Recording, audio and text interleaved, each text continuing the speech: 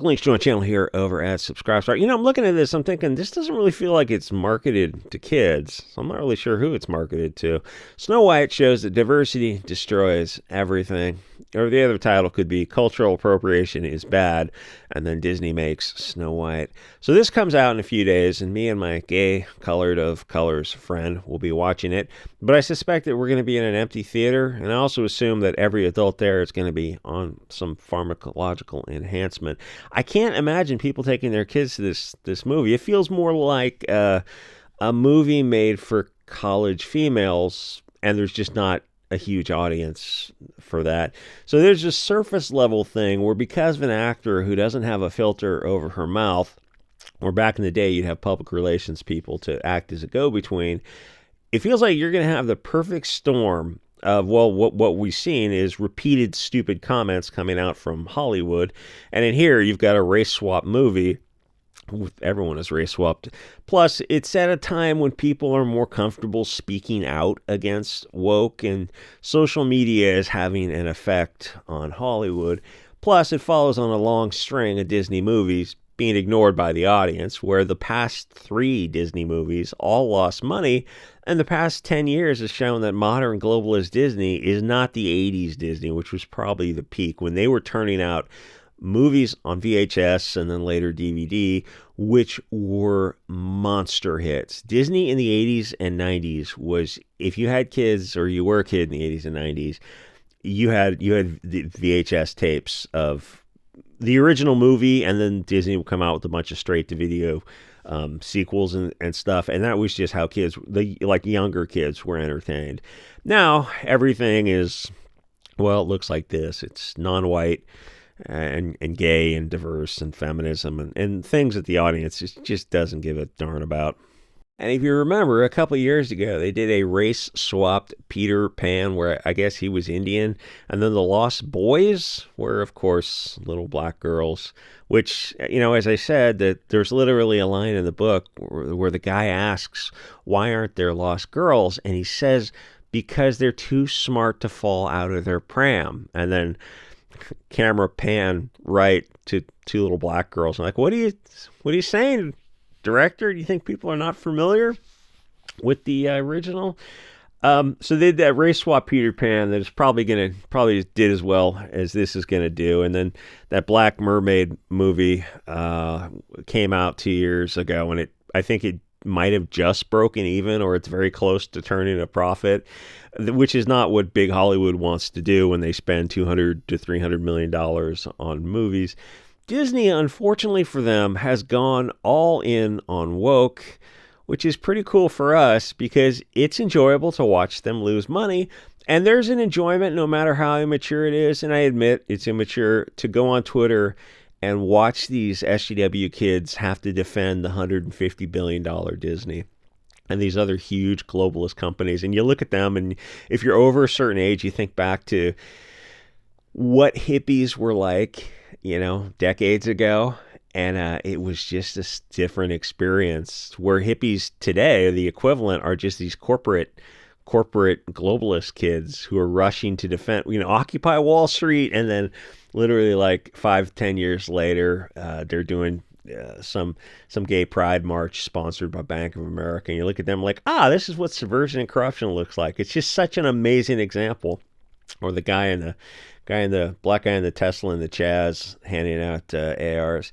So here, both Zegler and Godot have given some stupid feminist interviews when they're talking about how the original movie is out of date and the new one is, of course, girl-centered, and obviously not respecting the European history by hiring an Israeli and a Mexican actors to play the main roles, which has people wondering why they bothered to make the movie in the first place. If they want to make something that seems like it's the movie in name only, if they change so much of the movie, it's like they're just using the name recognition to get people in the door, and the movie bears no relation to the original, which you're probably familiar with. It's bait and switch. Hollywood's been doing it a lot lately. Rings of Power, Lord of the Rings is the latest huge budget example, $700 million, which they're going to lose. And unfortunately for Amazon, they won't even notice a $500 million loss.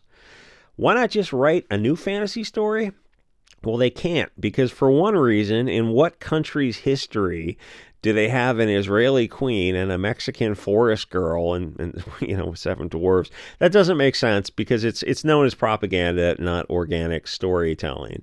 So the other option is you could just use what country were the Grimm brothers from? Like Denmark, or one of those tiny little countries that are just like flyover countries in Northern Europe.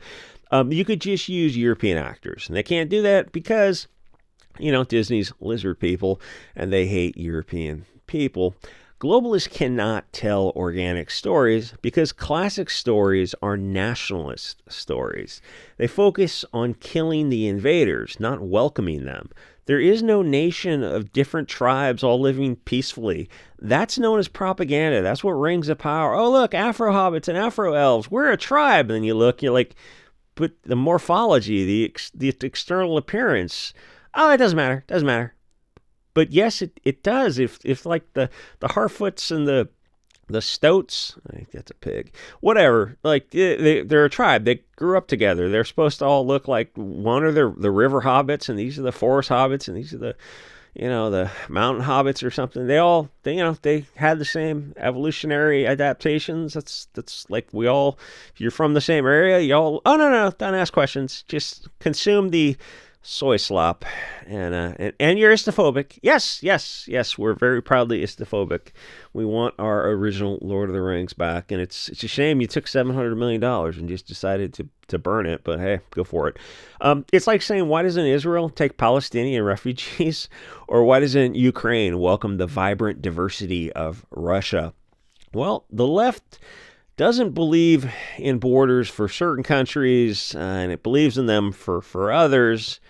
Not yours, of course. You need the vibrant, cultural, diverse enrichment, but they don't. So this is a big part of why left-wing stories don't make sense at all, because they're obviously propaganda. You can stretch organic storytelling, but only if you stretch it in the right direction, where you make the hero more heroic and he's got a lot more luck than usual and he's got ability to recover, that kind of thing. Hollywood is stretching it in the globalist direction, away from blood tribalism, and none of it makes sense because people are sacrificing for effectively an economic zone. That people don't do that. The human motivations in left-wing storytelling are complete BS. Or if you want to, for some reason, put diversity in a story, you can play it for laughs, or you have somebody who's obviously out of place, or if it's explained logically. Like, could you work in a black Viking into a story? Yes, I could do it because I'm politically incorrect and I can treat people equally. What a Nazi. But Hollywood can't. Or a black samurai, like that video game. Yes, you could even work that into a story, but it has to be you could work almost anything into a story, but like with the Black Vikings, which have been popular, I guess, past 10 years, is you go, okay, you have to have this a blackface in this Viking show for some globalist checkbox reason, or say there's a big black audience. I don't know. I wasn't aware there was. Okay, I can figure out a way to do it. And then they go, and female. They're like, oh no, that's too. You can't. You can have a female, red-haired, like Red Sonja type character, or you can have like a black male who came off a pirate ship, something like this. But you can't have both. It's like you're gilding the lily. You just can't check every effing box. And like with a black samurai, like I said, you could have him come off a pirate ship, and he's a polyglot soldier who wants to study Japan for a few years. But the big part is you can't make him also a Mary Sue. He has to start as a screw up, maybe an alcoholic, and work his way up. He can't be perfect in every way. It's the journey a hero has to take, a redemption arc, and the mainstream Hollywood or video games, which are pretty much the equivalent of any kind of thing, is just a story. They just can't do it. And there's another theory about hero's journey where hero's journey is not a left-wing value because they're collectivists, where even in an ethno-nationalist system, there's more individuality in a right-wing collective, where a globalist left is more of a police state because of diversity, and nobody cares about sacrificing for a commercial state, which is why it's the West is having trouble recruiting for, I guess, going to war with, I don't know, Russia or Iran or something, because people are looking around. It's like, yeah, well, the fight would be at home against your own corrupt government, not some go fight some foreign power that doesn't, like, what are you fighting for? So in Hollywood, it's essentially just like the darker your skin, the more you marry Sue Powers. And that destroys verisimilitude because the audience looks at that and they know subconsciously. They might not consciously say the things I'm saying, but deep down they know these things. So this actor, actually both actors, Ziegler and Godot, have bad movie history baggage coming into this.